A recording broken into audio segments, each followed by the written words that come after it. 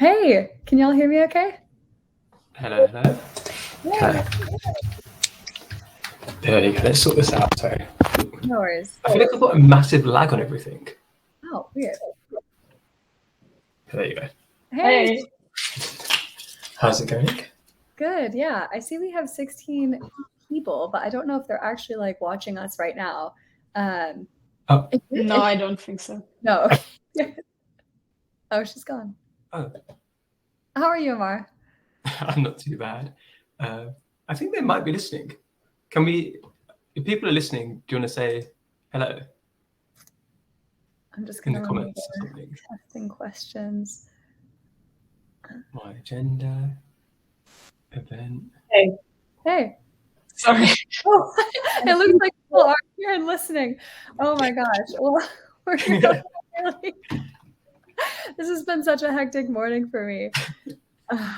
Are you at home now, or are you at your friend's place? So we made it to our friend's place on time. If you are watching, listen to us talk amongst ourselves. The proper talk will begin at 9:30 as scheduled. So until then, you just get some behind-the-scenes sneak preview of what it's like to be slightly disorganized on a Saturday morning. Yeah, I love it. Just went live straight away. Yeah, that was unexpected for me. So, yeah. I'm super excited for this talk, though. It's going to be really fun. We left the house at 7 this morning. We've been driving. I think my husband, bless him, was like speeding for the last, if you're a cop, don't tell me, but was speeding for the last half hour to make sure we got here on time so I could get set up and everything. And like, I forgot my laptop. I forgot my headphones. So I'm borrowing my friend's laptop. She was kind enough to let me like occupy her office unexpectedly. I hope you both are doing a little better than I am. Well, at least I'm at my usual workspace, so I guess that's a little less stressful. Yeah, my camera failed to work and my microphone's not working either. So you've got the laptop camera rather than the actual proper one. So yeah, it's working fine. I will say, Sinem, you are looking crisp and clear. Thank you. I've just got the laptop camera as well. So Amar, we're in good company with each other. But this is so embarrassing, but we had this at the rehearsal thing, and I couldn't, like, I should have asked Philip. He probably knows how to do this, but I couldn't figure out how to change my camera settings so I don't have the horizontal view. And I have the same view as yours. Yeah, how do I, because you guys are zoomed in, whereas I'm zoomed out, right? No, you and Zulie rectangular. Look the same to me. Oh, okay, maybe. Okay. Yeah. Well, I think we can go ahead and get started. Looks like we've got 42 people in the crowd, so we'll just do introductions and then just quickly jump into the talk. So my name is Zulie Rane. I'm a writer on Medium. I have built an entire freelancing business off the back of Medium. I am so excited and happy to be here.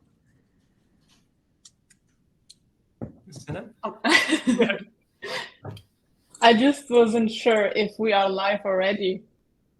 Oh, sorry. Yes, we've had two people who have commented. Yes, I am here. / can hear us. Now I see it. Now I'm aware of the lag. Okay, perfect. Sorry. No, you're fine. This is fun. Okay. Hello, everyone from my side too. So my name is Sinem. I'm a Medium writer. Surprise, surprise. And I basically went all in on my writing in 2020, and it was mind-blowing to me to see that you could actually make money writing on the internet. Like, I wish somebody had told me before, like years before, so I could actually consider that as a career path. And I'm so excited to talk to you all about, you know, how the three of us have used Medium specifically, and we also have planned to take a lot of questions from the crowd. If you have any questions, drop them into the chat, and we'll have plenty of time to get back to those. Yeah, so hi everyone, I'm Amar. So I started again around the same time as Sinem, January 2020, and it was just a New Year's resolution, wasn't meant to go anywhere. And a year and a half later, I quit my job for Medium initially. So again, I never ever thought that I'd be able to make that much money from Medium and be able to turn it into a career. And then I've gone a very different path after that. So I quit my job to become a content creator, and then now I run a not-for-profit, I do a lot of podcasting, I've got a bunch of different things. And the truth is, it all started because of Medium. Medium gave me that audience and that presence and gave me that network that I've now been able to use to launch many other things. Yeah. So I think we've decided that we're going to structure this into 3 parts. So we're going to talk about why Medium should be used as a portfolio. So I know a lot of people, myself included, started on Medium because I'd heard of the Medium Partner Program, and I was like, oh my God, I can earn this is back when I still am excited about earning $5 or $10 for writing online. That's still wild. But Medium can be so much more than that. And I really think that anybody who thinks that the Medium Partner Program is where Medium's benefits ends, you're making a mistake. You're leaving a lot of benefits on the table. So we'll talk about that. We'll talk about why Medium specifically is good to build your portfolio, not just, not like, why not do it on a website? Why not do it on I don't know, YouTube or whatever? Why Medium specific? We'll talk about, and this is going to be the longest section, we'll talk about how to build a Medium portfolio, what you should be writing about, where you should be posting it, how you can make sure it gets in front of the right eyeballs. And then we'll have 10 minutes for questions and answers. So if you have any questions, go ahead and pop them in the chat now. And yeah, just say hi in the chat so we can know that we're not having any technical difficulties and you can hear us and see us okay too. Yeah, so let's start about why try to build a portfolio on Medium? Why not just use it as a Medium Partner Program? And I'll start. Sinem, I'll ask you, why not just be happy with the Medium Partner Program? Honestly, I guess part of that, we have to zoom back. Don't be happy with the partner program if you want to do this full time and if you want to build a proper business, a proper brand, and you actually want to have more opportunities. If you're just a passionate writer and you're excited about the idea of having a platform that publishes your writing in a properly formatted, clean way without any ads, without you having to take part of the tech behind the scenes, and you're happy to earn a few dollars each month for writing stories you're passionate about, that's fine. If you want to do this as a serious side business or as your full-time thing, you don't want to rely on any external platform. Algorithms change. Medium has gone through so many changes since I joined just now, right, 10 days ago. And you just don't want to be at the mercy of platform changes and at changes that are affected by someone else's decision. Platforms are fantastic to grow your audience, to grow your credibility, but you always want to have, I'd say, a few different ways to monetize, and that could mean a few different clients, but it can also be totally different ways of monetization, just so you have opportunities and the option to switch them on when necessary.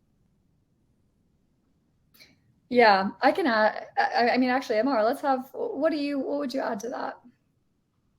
Yes, I think a lot of people at the beginning, you get sucked into the Medium Partner Program, right? Of like, oh my God, I can make a bit of money. But when you're thinking long term, as Sinem said, there's so much more to it than that. And I think with any type of content, whether it's Medium, whether it's YouTube, whatever it is that you want to have a representation or like a reputation around one particular area. You can then think, how can I use it in other areas? So for me, I became the editor of Entrepreneur's Handbook, which is the Medium Partner publication for entrepreneurship. And because of that, I now know thousands of entrepreneurs. And that's enabled me to open so many other doors. So think about it in terms of also that network you get from Medium. Think about who's reading, because a lot of time people get obsessed with the numbers. And the numbers are one thing, but who are those people? What are their needs? What are ways that you can help them? And how can you build those relationships off platform too? And that's where the real magic of Medium is, right? It's these people you would never meet otherwise. You never have a chance to chat to these people. You can then build these relationships and do something like that. Yeah. I'll add, honestly, and I know this is going to resonate with a lot of people right now. In 2020, I thought I had Medium figured out, right? I thought I was like making money, things were great. And then the algorithm changed and suddenly my earnings like dropped in half. And I was like, I did what everybody would do. I threw a huge fit. I was like, this isn't fair. My writing's the same. Why should I be earning less? Blah, blah, blah. I spent 3 months in a fit of self-pity. And then I was like, this isn't sustainable. Like, Medium makes the rules. I can play by them or not, but I need to start leveraging Medium as a way other than something that's just the Medium Partner Program. I have to stop leaving money on the table. I have to stop living my life by the whims of an algorithm that isn't written for me. It's written for the readers. So that was kind of my come to Jesus moment where I was like, I just can't, this has to stop. I can't be living like this. So that was when I knew that Medium shouldn't just be the partner program alone. Just to add, I think there is, it's important to use those platforms to your advantage and to be aware of that. Like, you are taking advantage of a platform that is there, that has an existing audience, and that is giving you the opportunity to put yourself in front of, ideally, the right audience. And at the same time, I guess it's important to mention, find your place, find a place that is right for your goals, for your voice, for your message, for the topic you are sharing. And don't overdo it. I think the three of us are perfect examples of the fact that you don't have to be active on every social media platform that is out there. You don't have to repurpose your content in 15 different ways and constantly be publishing. And Zulie has a fantastic article that resonated with so many people in terms of you should just be on 2 platforms max. And I guess it's a very thin line between, you know, using platforms to your advantage, but not not trying to be everywhere and taking advantage of all those different opportunities. Yeah, it can be hard, especially like I know in the last 6 months we've had so many new platforms look like they're starting to take off, and I know I felt the pinch to get on TikTok fast enough, and suddenly I saw, you know, a lot of my favorite creators suddenly had hundreds of thousands of followers, and I was like, oh no, I should have been using TikTok as my portfolio. But I don't think that's sustainable either. I love Medium, I love YouTube, I've got my website. That's where I focus on my portfolio. And I want to pivot now. And Amar, you were kind of getting into this earlier. Why Medium as a portfolio? Why not just post stuff on your website? So I know I think all of us had Medium before we had websites. I certainly did. I don't know about the two of you. Yeah. Yeah. Sorry, go ahead. So like I said, Medium is great for the initial discoverability, right? Because if you start your own website, how are you going to get anybody to read it? And the way you'd initially start is SEO. And SEO content is very different to thought leadership content in terms of sharing your own thoughts. Yeah. Whereas on Medium, you can just write something that you really believe in, and you'll find an audience with it, right? Medium's got the different ways to pull levers to get you an audience. And people might be like listening right now and think, oh, I only get 20 views. But you wouldn't even get 20 views if you did it on your own website, right? No way. So you've got to remember, each of these 20 views is a real person who sat there and read your work that wouldn't have done otherwise. So Medium is a great place for that. And it's also the people that hang out on Medium. And you kind of raised a similar point about TikTok. TikTok is people get to millions of followers really quickly. They can't monetize it. They can't really do a lot with it a lot of the time. And with Medium, the people that are using the platform, they tend to be more curious. They tend to be looking for something educational. They tend to be looking for something a bit deeper. That is such a great point. Yeah. It really depends what type of content you want. If you just want to create entertainment content, then maybe TikTok is your place, right? But Medium is it's a really well-educated audience, often a very wealthy audience. And this can be a great thing that if you're trying to do educational content in particular, and it can be education, it could be true crime, it could be history, it could be self-development, entrepreneurship. Those are the people on that platform. And you also have this barrier, because this is the $5 for the membership, however much it is now. You get that qualified audience of people are paying to be there. They want to be there. People who have already invested in their own. Exactly. They want to learn, they want to read, they want to grow. Yeah, absolutely. So that's why I think Medium is so good for those reasons. Yeah. Sinem, how about you? Totally agree with everything Amar has said. And one big thing for me is when I started, I had no idea how to create a website that would be pleasant to just revisit and to consume content on. I don't know how to do that. I know that everybody is able to, anyone who is able to access Medium is able to create a profile and publish a story.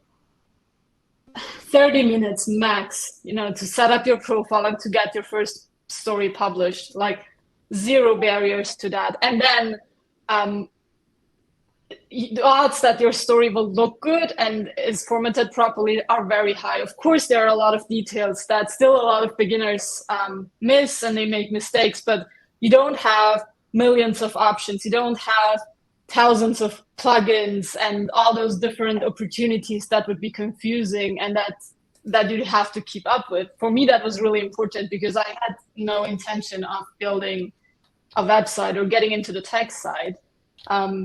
But I knew I had these ideas that I wanted to develop, and I know that's true for a lot of writers who join Medium. And the second part that I often like to share is sometimes people message me. They say, "Hey, I'm thinking about leaving Medium for LinkedIn, Twitter, whatever, because I've not been happy with my earnings lately." First of all, don't compare long form writing to short form writing, which is often done on Twitter and LinkedIn. It's a totally different game. It's a totally different way of communicating your thoughts, a different way of building relationships. Reading a tweet, you cannot compare that to reading a long form blog post. There are totally different intentions behind why people join which platforms and what they do. And then what I find even more important is you might leave Medium because you're not happy with your partner program earnings. But if you write on LinkedIn or Twitter, you're not going to get paid for your writing at all. You're going to play the same game of trying to build an audience, get in front of the right people, build your email list, attract freelance clients, whatever. But you're going to do it for no monetization. Yeah. So I guess there are some points that people sometimes miss when they're just a little frustrated, emotional, and they want to leave the platform and go somewhere else. They miss the fact that they're going to have to play the same game, just with no opportunity for monetization at all. And we all know, how it is. Sometimes you write dozens of articles, they perform poorly, they have an average performance, then you have a hit. And it's not necessarily an article that you thought is special, but it goes viral. It reaches a ton of people suddenly. And that particular story or in that particular month, your earnings go up again. And you don't have that opportunity at all on most other platforms. And I guess that's something just to keep in mind when you're deciding what type of content and platform is the right one. Yeah, absolutely. I want to make sure we leave enough time to leave. Like, I've been seeing so many great questions come in on the chat. So I want to start talking about how the three of us have used different strategies to actually use Medium to build our portfolio. I will go first. I did it by accident. I think this has been mentioned in the chat already. Medium has a super high domain authority, which means that any random regular thing you post on Medium, even if, like me, you don't know anything about SEO, it stands a really good chance of ranking for keywords that you don't even know. So what happened with me is I started posting about coding, which was something that I just liked to write about, just randomly on Medium. I was like, I'll just write an article about how I learned to code faster than I thought I would. A client was Googling that particular keyword, stumbled across that article and was like, I would love to have this content on my website. Can I hire you? And I was like, yeah, I wrote this for Medium paid me $30 for this. How much? You're going to pay me more? You're going to pay me real money for this? And that was kind of the moment that the light bulb came on my head. And I thought, I need to start learning how to do this intentionally. So the way I build a portfolio on Medium is I kind of do rely a little bit on SEO, but I also think about who I'm trying to target, who my dream client is, and what I can write that's going to attract them, what I'm going to write that's going to cause them to get to the bottom and be like, hot damn, this is some good stuff. This should go on my website, not on Medium. What about the two of you? Or actually, I'll pick one person. Amar. So I think mine is because I specialize in entrepreneurship content, right?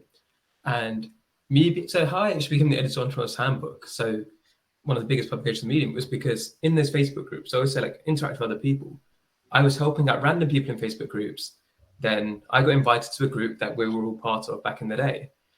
And because people saw I was helping people and giving good feedback, somebody asked me to become an editor of that.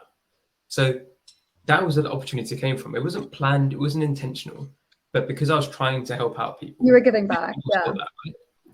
And off the back of that now, I then start, because I'm specializing in a niche that's obviously got a lot of money in it, then a lot of startups, a lot of scale-ups have then hired me to do their content, ghostwriters, their founders. And what I've been able to do over time is now I can be very picky with my clients because people can see that it's the same thing in terms of portfolio. I now actually write quite rarely, but when I do write, then it's a really in-depth, high-quality article. And when people Google me now, you'll find those articles, and like my own website will have, I think I'm just looking at it now on the screen, it's like 300,000 or 400,000 views a year without me doing anything, right? Just because all the massive backlog of content that Medium is now sent my way. Mm-hmm. So you were just really intentional about creating like specifically high quality, deep thinking, like structured posts that are like quality above quantity, 100%, like to the extreme. And it was that, but it's also there's a lucky break involved in that, right? Because I got the good views at the beginning, when I was able to do that later on, now I have that standard of where people read my articles, they know it's going to be good. Mm-hmm. And that's what like, it's how do you get to that stage initially? But once you've got to that stage, now for me, it's about maintaining that reputation as opposed to like, how can I hack my way to more views? Because if somebody from, let's pick a random company, Notion, says like, oh, we love your writing. Can you write as pretending to be our CEO? That's going to be way more money than Medium Partner Program would. Mm-hmm. So I'm optimizing for those kind of opportunities. So how exactly do you optimize for those opportunities?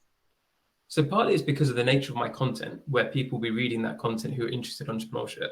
Mm-hmm. And then also because of the podcast aimed at entrepreneurs. So because of that, then I have all this, I have a huge amount of content about entrepreneurship, not just writing, also podcasts, also like my social media and things as well. I have this massive funnel.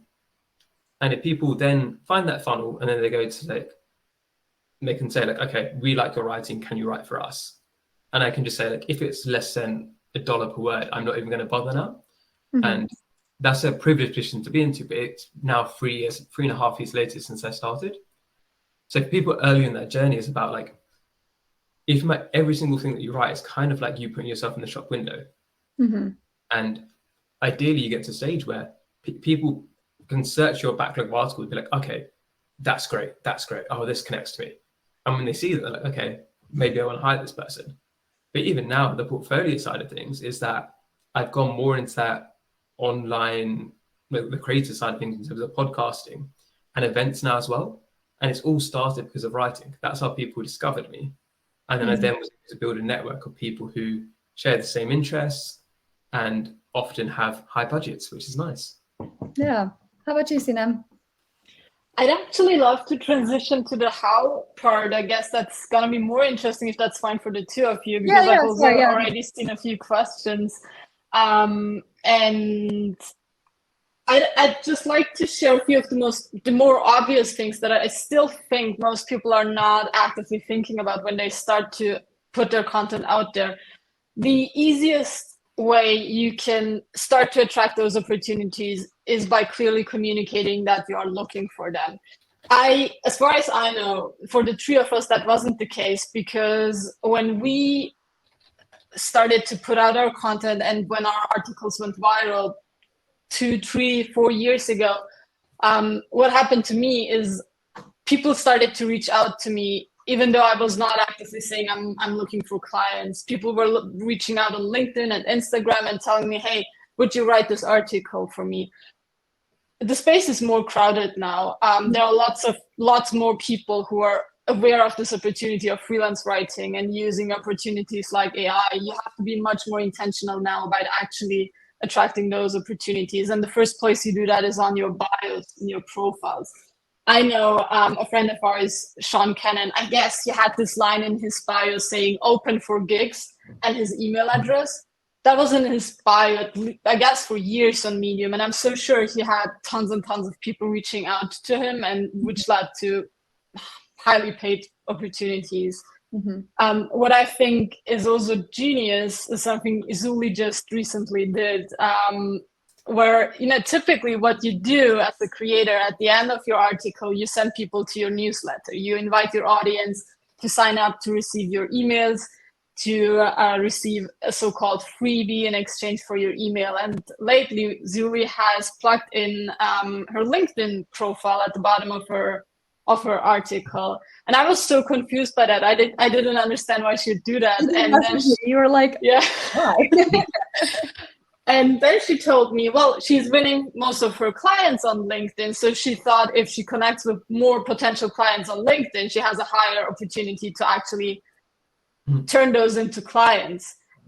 And sometimes it's those tiny intentional placements and one line in your bio, one line, in your description box that is just telling the right person that you're open for that connection.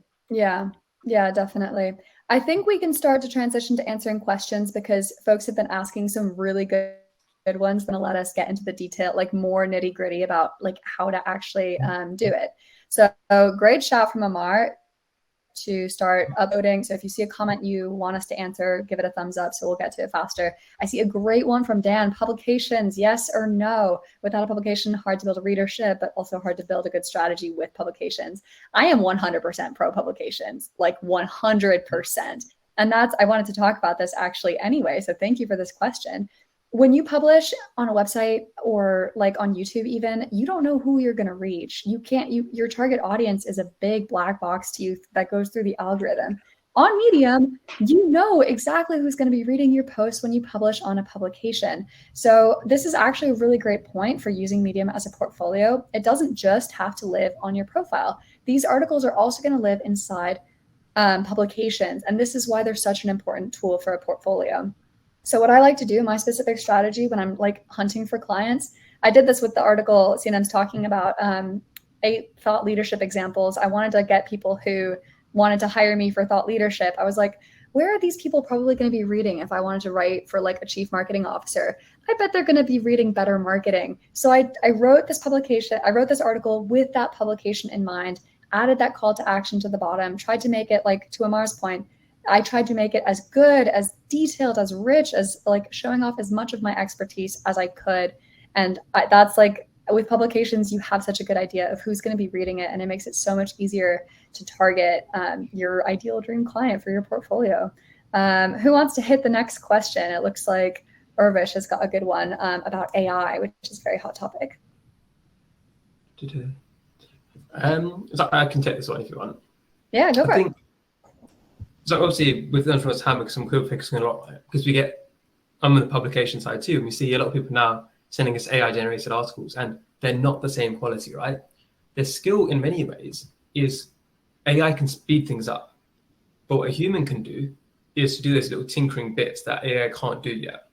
And maybe in the future, AI could write a perfect article. But you've got to remember in many cases, AI is basing on the internet, right? A lot of the internet isn't very good. People always forget this, yeah.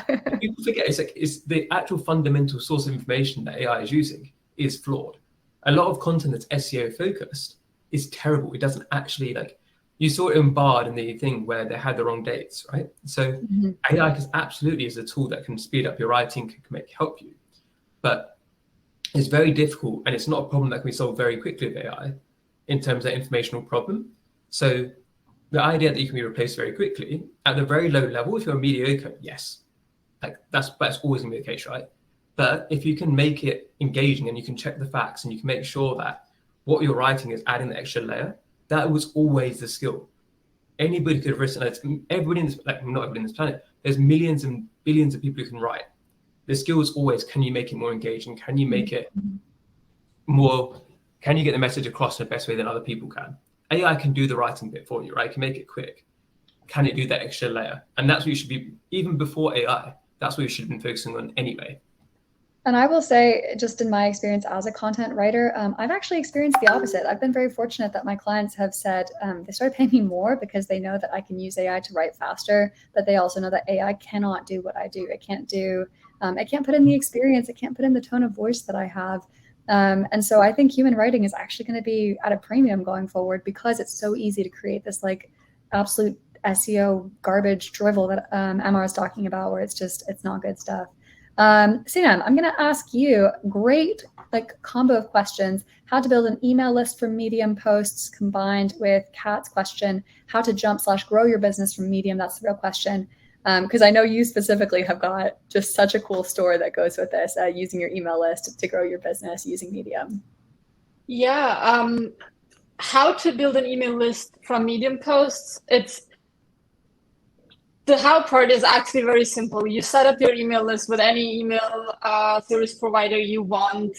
ConvertKit is the one I use, the one that Zulie uses. I know. And what you do is you plug a call to action at the end of your article. So at the end of every article, you basically say, hey, I have this free PDF, worksheet, whatever you want to offer to your subscribers, and you can download it here. You can also just encourage your readers to sign up to a newsletter. But ideally, you will have some sort of value that is very clear to your reader. Otherwise, it's not going to be tempting to sign up. If you are doing that, you are putting out content, you have your call to action, and your list is not growing. The problem is going to be that your content isn't being seen.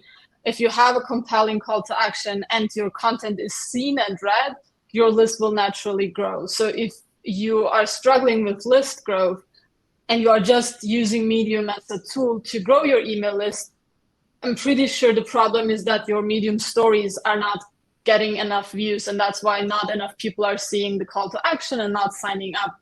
So you basically have to start somewhere else and try to figure out what the real problem is. What was the second? How to writing on Medium, using it as a portfolio to actually like launch and grow your business. My answer basically is the email list part. I think every writer should have an email list as soon as possible. Get familiar with it. I know a lot of people hate the idea of emailing subscribers because they just don't feel comfortable writing emails.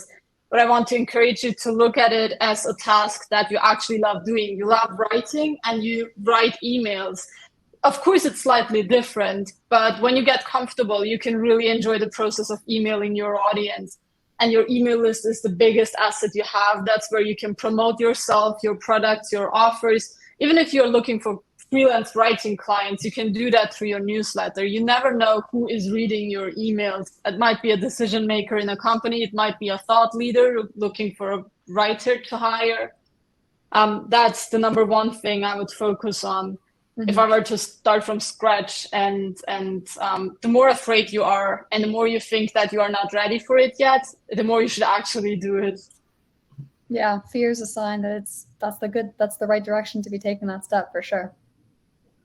All right, we've got a good question, I think, to end on since we're coming up to time, and I know there are so many other great chats that people want to get to in Medium Day. From Zoe, to me, a portfolio means a structured catalog of an offer.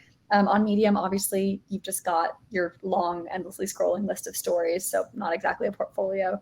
I thought this was a really great question because I think for me, it does. No, you're right, Zoe. It's not a traditional portfolio that you would like send to a potential client.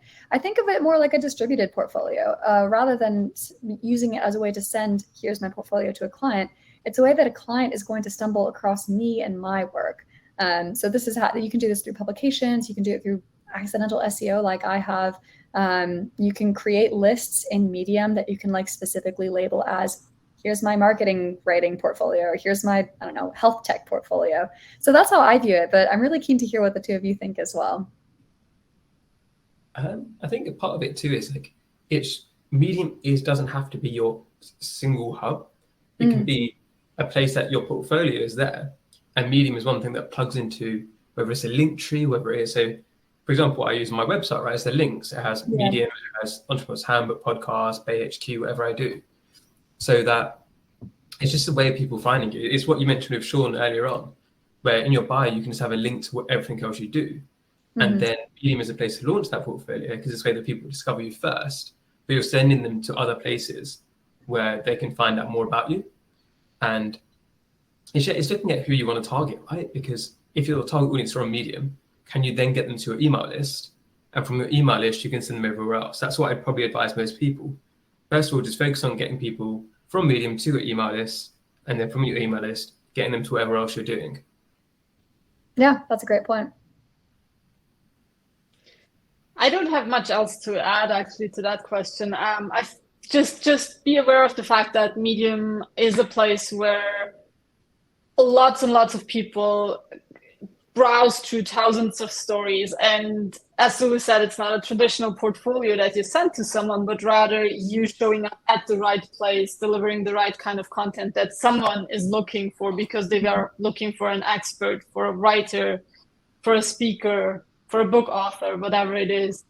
And I think that's actually what makes it so interesting. Like, you are showing up at a place where lots of people trust in the platform itself for hosting high quality, thoughtful content, and you get in front of the potentially the right people. Yeah, absolutely.